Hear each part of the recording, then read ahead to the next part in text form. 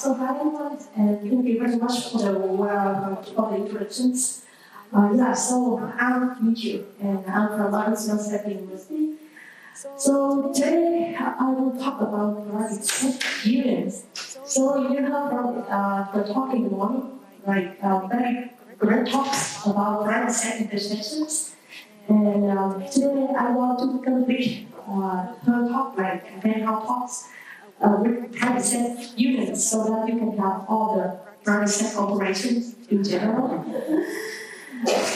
So I think you, yes, let me go.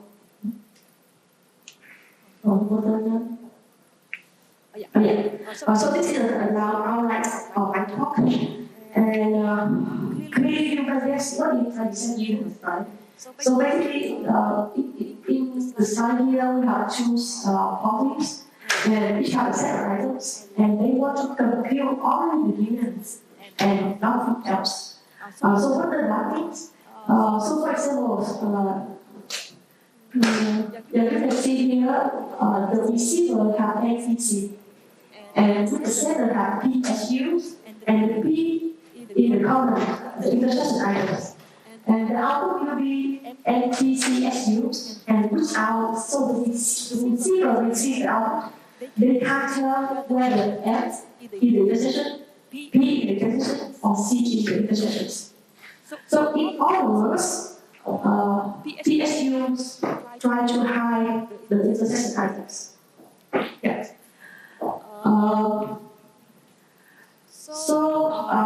You might ask me first, what is the application of PSU? So you see in the talk in the morning, there are too many applications for PSIs, and PSU also have several applications. So the first one you can think of, you want a server company, they want to compute the list, the graphics, the IP graphics, and they don't want to review who have the specific IP and how many people have the same IP. You don't want to review the count of the number of the IP graphics. So taking the first applications. The second application, you might think of the private database with the full join. So you try to join the table, and based on the IDs, you want to get some associated features from the table. And they have a few more and more applications. Some of them, to be honest, I didn't know, but when I read the paper, I see people cited. And I put here, so they have a reference. If you are interested in it, you can go to the reference at the end of the slide. So you see here, PSUs also have several applications, right? Unfortunately, the results on PSU, they don't have much FPSI. So to the best of my knowledge, the first paper is in 2005. It's like we will go to the papers, like having outline of their proposals. And recently there is a rise of two-party PSUs, and it become recently. So recently there is a rise of two-party PSUs, and they become very practical for out. And about multi-parties, they have some problems. So we will learn it through the next presentation. And for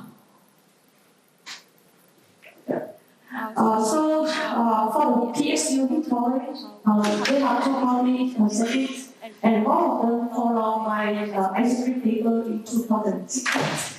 And when the first time we try to publish the paper, the main question we get from the reviewer is what is application of PSU? Yeah. So it's very hard to we're very hard to say the application until many papers appear in the conferences. And for multiple parties, they have different approach, different organization to achieve multiple party PSUs. Alright. And this is the performance, we will go through their protocol, but they have for two parties. One dimension here is the first dimension here is about using like sorting and it's not efficient in terms of communication cost. And another protocol is about using open encryption and not very efficient in terms of communication cost. And you see here, most recent papers, based on kind of multi-base. So they follow the PSI programs and it's based on OTs. So for most of the parties, it's still not very efficient. And it takes a few hours, right, to run a PSI which, the PSI for parties and they have one million items. So in other words, they overlap between multiple parties and two parties. So with two parties, you can go to a few minutes for 1 million items. Let me go next. So I will go through some protocol that I think can be improved in the futures. So the first approach here is very Polynomial, and it's very similar to PSI, the PSI integrated. So the idea is the poly present they are set at the polynomial, and the very nice trick is that each poly computes two things. The first one is encryption of the polynomial how the value x, right? The either x. And the second one is only the polynomial multiplications. So that at the end, but they are have very nice properties. At the end, if you after you decrypt the pairs here, and if it not, nobody have that item before, this one will be equal to 0, right? And because that is 0, so that we can do the first. The first terms times the second terms, divide the second terms, and then you can get the item that you want to achieve. And if one party, for example, here we have P1 and P2, if P2 have the same item that P1 have, the multiplication here becomes 0, so that you can get the number 2. Right, so you can remove the duplications. Yeah. So this is the first approach, and you don't know which encryption scheme they use in these papers. But I assume that it should be multi-key SE, right? And we so that's why computation is expensive. So looking back to the performer here. You see, this scheme requires very computational intensive. So now to the second approach, where people consider like layout sortings. And for the sorting, the idea is very nice. You combine somehow use sequential, you combine all the items together, and then you first do Oblivious sort. So that two items in the same place at the same place, right? Place and divide. So now you can do equality check. So let's say you compare, if the slide here you have 1, 1, you compare it, and say if it's equal, you put 1, 0, and another one, keep it. Yeah. So after that, you can sort again, and you can delete all the zeros, so you get the unit items. The same trick you can do for inside, but this one can be applied with PSU as well. And because all the sorting, the equality check, and the modification here have to be oblivious, right? So that's why the computation was intensive in some sense. Maybe you need to use our circuit or generate an NPC to do the sorting. And the cost of sorting right now is allocated, right? So it will be the communication more expensive. Yeah, and that's why you can see the cost is very high here, right? So now go to another approach. People recently do it, and maybe you also think of when I first interviewed about PSUs. So they use blue filters. So the basic idea here is that each party use their own blue filter, and somehow they can combine the blue filter together, get a global blue filters. So depending on each approach, the main question here is how from the blue filter, how you can make that track the items, right? So the one going on, I don't know whether we have more practical ones. They just do a bind like blue force. So they try to check every item whether it belongs to the global blue filter or not. So because of this, they can only focus on a small domain, right? The recent book, they have a very expensive on how multi-Decryption. So they find somehow because I don't think the global blue filters. Now it is that.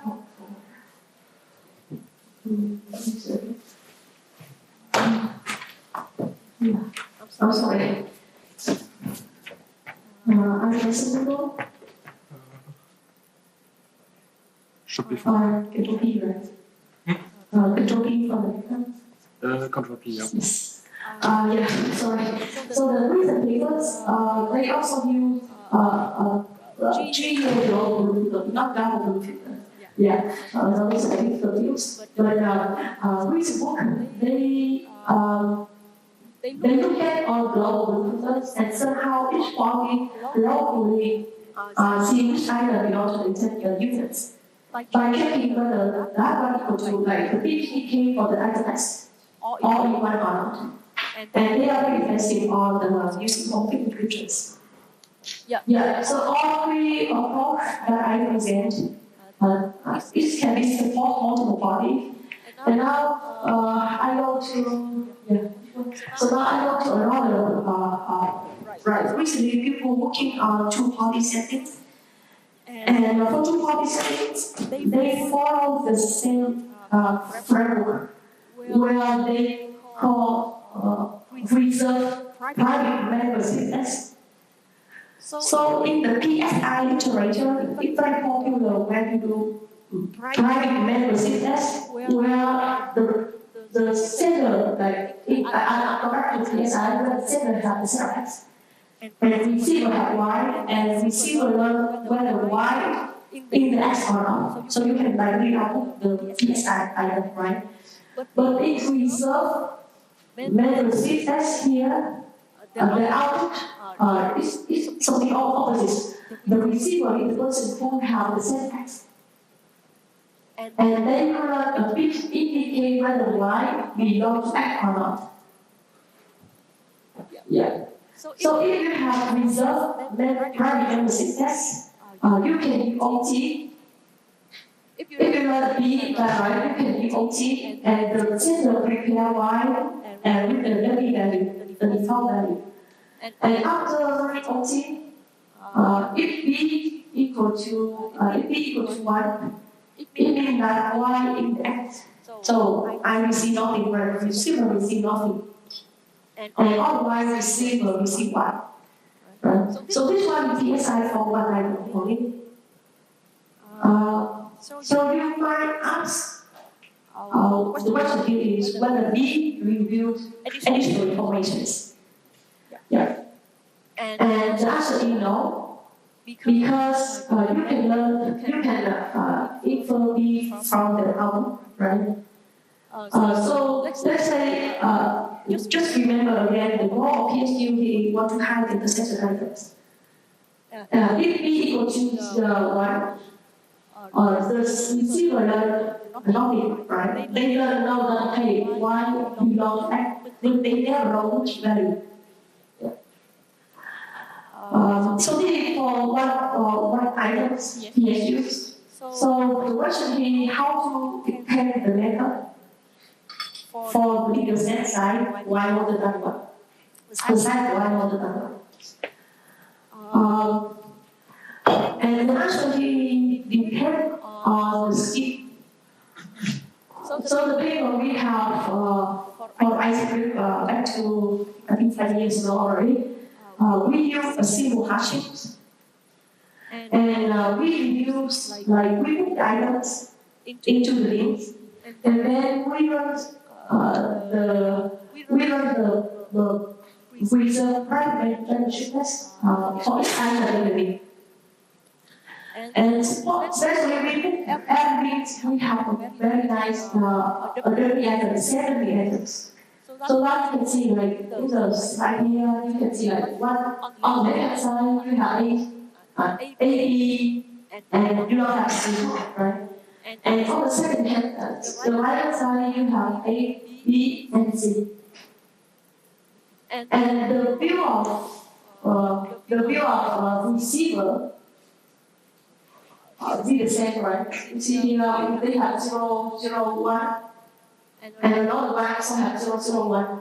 And when you receive 1, you never know whether what comes from C or what comes from the default value that the sender put it in.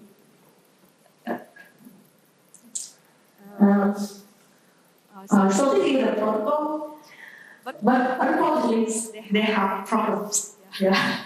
So the issue protocol by recent papers, and it would okay with all it, but in the case that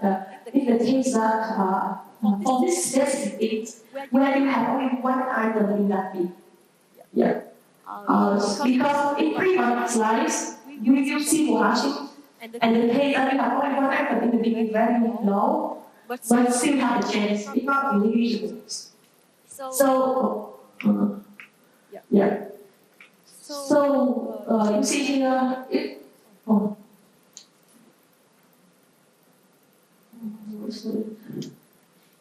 yeah. So you see here, for this thing, if you have only one item and another bit, they have no any items. So according to this paper, the second case is very large. So in other words, if you receive for one bit, if you receive nothing, so it means that you can learn that items belong to the relationship.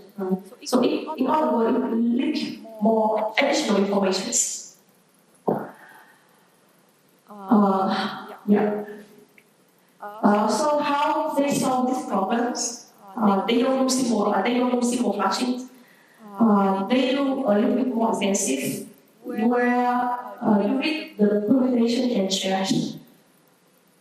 So first, the receiver has a set of Y, and doing the permutation and shares, each party has secret shares of the receiver input. And now the sender has X. The sender has X. They will find out which forces and which bit belong to which bit that the item of the sender might be placing. So for example, if you have xi here equal to y, yeah, I can see it. Yeah, I think if you have xi equal to y1, you will locate because the hash of xi is go to this bit. Yeah. And now we compute the f, the OPRF of x1, xi, x1, y1, x1, xi. And now you set it to the sender. So you see if x1 equal to xi equal to y1, if you be catch out, you have f of xi. Right? And because of that, the sender, the receiver sender OPF beforehand, and then because of that, the receiver can check whether xi belongs to the intersection or not. And because of perturbation, they never know which value corresponding to xi. So that's why this can hide the intersection items.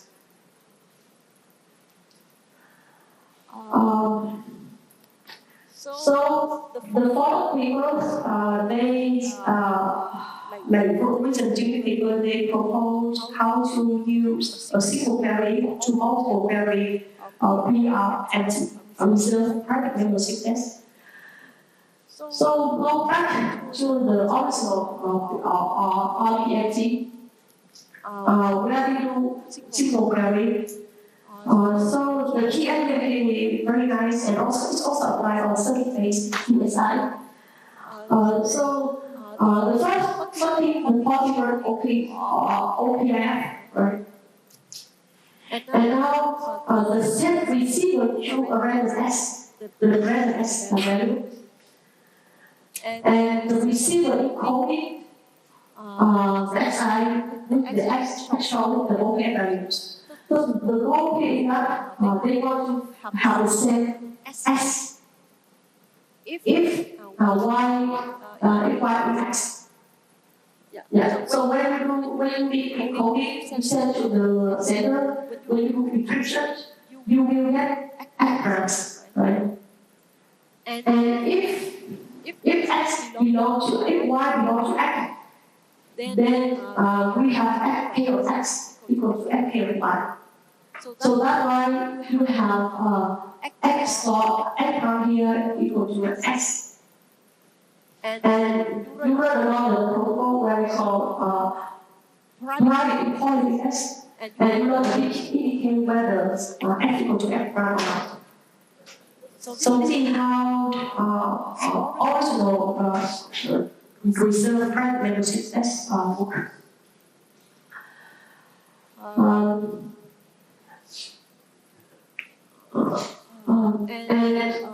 If you want to use the centric for multiple queries, it doesn't work because you cannot review S for multiple instead of R and R PSU, right? So what is the solution? So they propose a very metric. They put instead of S, they put encryption S and open key. And because encryption of S and open key, you need to re-randomize the target, right? And then the setting, then you create and then kept locally. And because the re-randomize, you can do multiple queries. So thinking about two-party PSUs, and now we can look at the cost for all the protocol again. So right now it can be due to a few minutes for 1 million records, and I think that it can be practical, right? Going back to the main question, how can we intend the two-party setting to multiple-party settings? So I present, so in previous slides, I told you about memory-based, computer-based, and sorting-based, right? It can be intended to multiple parties setting, but can we, the question here is, can we use with the private member success and intend it to multiple parties? The answer is possibly yes or no. Okay. So before to that, I want to have the link here. Like for two-party and multiple-party, what is the challenge? Maybe you can see the challenge here is we want to hide who have X, right? And we want to hide how many X are there, like how many parties have X. So recently we proposed a proposal, and it's unfortunately still require all encryption, but in the partial all encryption, instead of all the default approach, and we also reduce the number of all encryptions to NN. And we start like our work here is how we can reduce all the cost to reduce complexity. All right. So how the protocol work? So at the high level, we have virtual one party here in T1 who is a leader. And the P1 obviously correct the item that ignore the intersection items. And the challenge that I mentioned before, we want to remove duplications. We don't want to remove the partial units. And we want to hide which items from which parties. So we introduce two building blocks, which we call membership OT. A second one we call the digital OPRF. And we also use Oblivious software and decryptions. I will go to the building blocks. So the first membership OT, the functionality is very nice, but I think you can think of the protocol, right? So it's really the variance of identity variant of OT, and it's also identity variant of the membership test. So first you see the functionality, you receive the admin, the second access, and it's similar to OT, and 0 and 1. And you receive the admin depend on whether Y is X or not. Yeah. I think you might realize how the protocol looks like. So the first one is the protocol consists of two steps. The first one we use secret sharing membership, where the polynomial, the chair of the bit, indicate whether Y belongs to or not. And then, if you have this, you can use OT to obtain the Y that you want. So this is the first building block. The second building block is, I mentioned, conditional OPRF. But for now, let's think of OPRF for now. The conditional OPRF we will present later in the slides. And the third building block here is multi-key systems, crypto systems. So I think you're very familiar with this. But I just want to mention here that we have the key where you get the secret key for multiple parties. And you also have public key. And when you encryption in public key, they have two decryptions. The first one is the partial decryption. So the partial decryption here is you have your secret key, and somehow you remove the key related to your secret key from the second packet. And the full decryption is that when you have all the key, you can get back the packet. We also have the generalize, where you have CT, you have the VCT. We encrypt the same message. And we define the functionality for Oblivious software and decryptions, where each party PI have the coordination PI. And when you call decryption, you call decryption and so forth, you first remove the thing related to the SK in the second packet, right? And you out the CT branch, which is the coordination under the PIs that PI have it. So it's similar to the problem here, but we can decrypt a bunch of second packet, and the output is coordination. So assume that we have like similar to two body. Assume that we have multiple body, and P1, P2, and P3 have only one items. And for easy possibility, I said we assume that F2 belongs to the bigger set F1, and F3 also F2 belongs to F3 belongs to F1. And the output we want here is the union between X1 and the small F2, right? So how our protocol work? We first learned OPRF, where the P2 have the key, and P1 learn F of X1. Here we call F1 of X1. And then the P2 book, P2 also compute the OPRF, the PF value of X2. And then it put to the membership OT here. With the first one in the encryption of X2, with the PF value of X2. And the second, the string is the encryption of 0 and random. And what we want here is, because X2 not beyond X1, right? So the output of MOT gave you encryption of X2 and PRF of X2. And we want to maintain two sets. The first one is X. SE, the conversion of all PF value, we can use for the later rows. And the second set we can take here is the encryption of union items. So that at the end you can encrypt it and you can get the output. Yeah.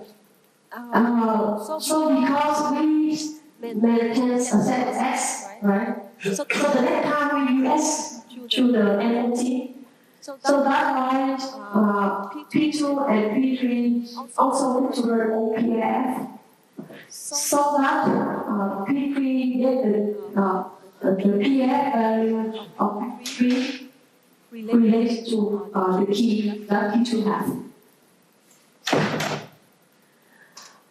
So the next step here is we want to reach P3 to collect the unit items. And because X3 belongs to X1, therefore we learn,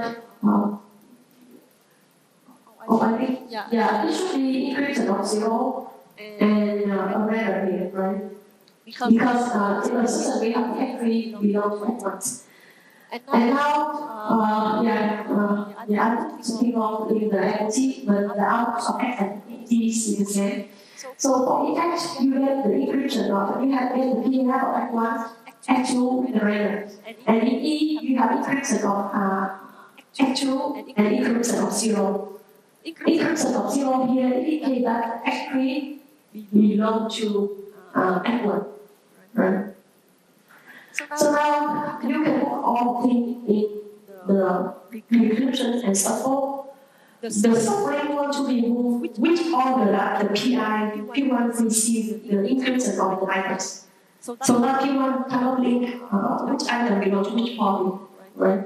And when you do software decryption, you can get the units and what we want. So looking back to the whole protocol, and this is what we have. So the question here is there any information leakage?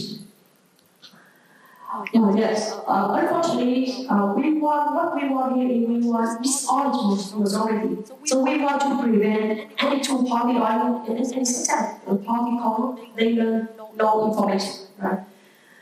But in this case, with the protocol I just identified, if P1 and P3 come, and in case that now we consider another case where X1 equals to X3, sorry, X2 equals to X3, then P1, the combination between P1 and P3 here, they can see they have the same PF value, right? In other words, they can infer whether P2 have X or not. So to prevent that, we include conditional PF or OPRF, where the slogan similar to membership OPRF. When we receive two PF value, depend on whether Y belongs X or not. So we consider two values. The first one is we call active PF, and the second one is the passive. It depends on whether y belongs to X or not. And the protocol look as follows. We can run FOT, and it's based on their key chains. So it is the main drawback of this protocol because it still rely on public key, right? So that's why I'm saying the multi-party protocol can be an extension of reserved memory access, but in the basic way. So you see here, we use sorry.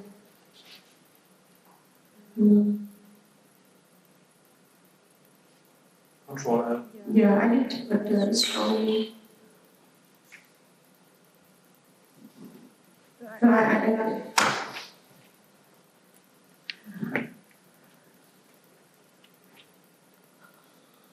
Yes. You should be extension, right? What should be extension? Yeah, it should be extensions.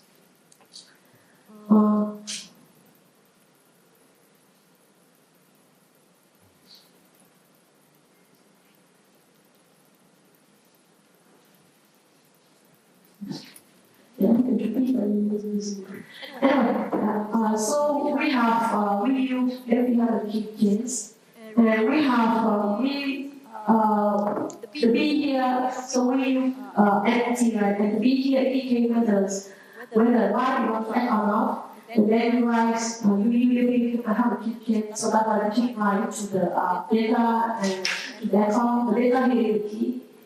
And then when you have alpha, you can remove the alpha and get the PF values.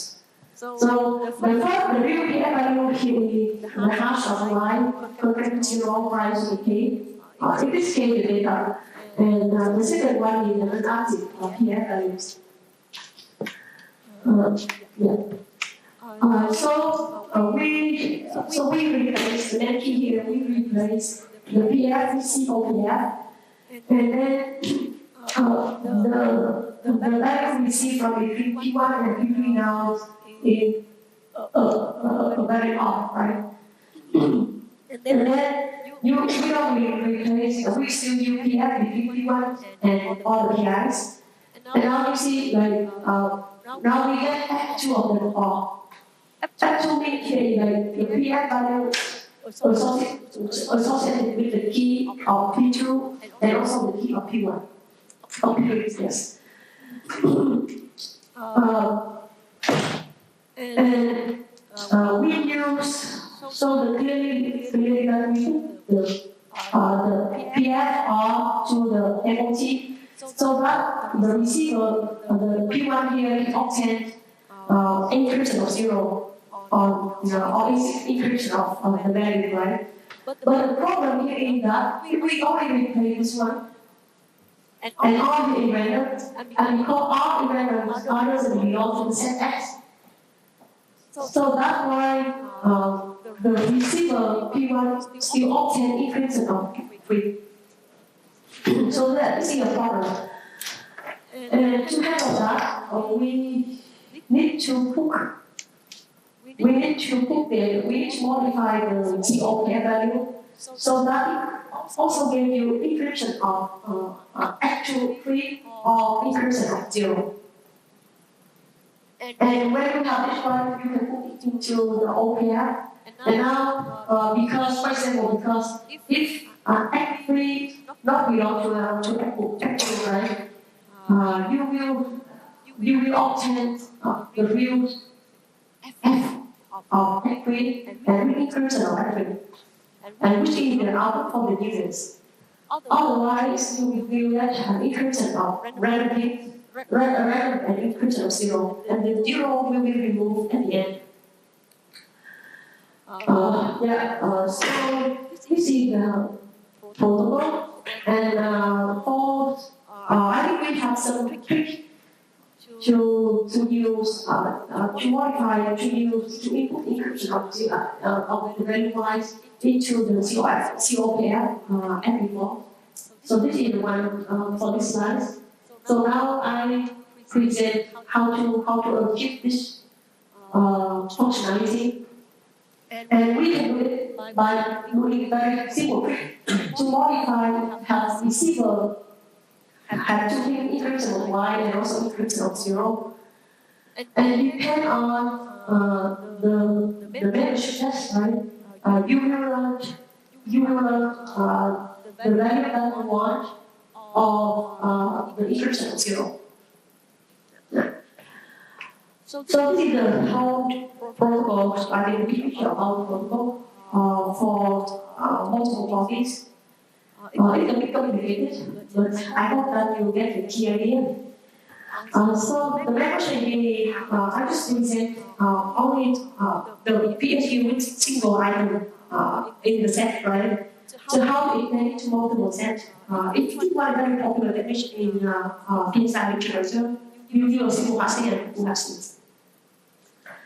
So looking back at the performance that we have, because we use public key for conditional OPRF, so that is the reason the every time in the lens setting, we can pick the circuit phase, stopping phase paper.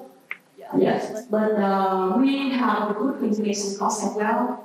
So that's why, for instance, one setting, the protocols is the fastest one. And we can get back to the performance that I showed you several times. And our protocol still like 1 hour, 2 hours for 2 minutes either for each set. So what is the open problems in this in the PSU setting? So the first one here you can see there is a rule. I believe I'm sure that there is a rule to improve multiple parties. And the reason here is our traditional OPRF is still rely on token key crypto, which is very common key objects. The second one is how you remember we need a subroutine, right? We need to maintain in our protocol we maintain a set of key where it is encryption under the key that everyone provides. So it will be the multi-key system. So the question here is, can we replace the encryption which have sequestration techniques? The previous I tried here is asynchronous paper recently. Unfortunately, they already put on horizontal words already. So they assume that a little party can collude with any other parties. Another challenge, like PSI, they have several books on lasers.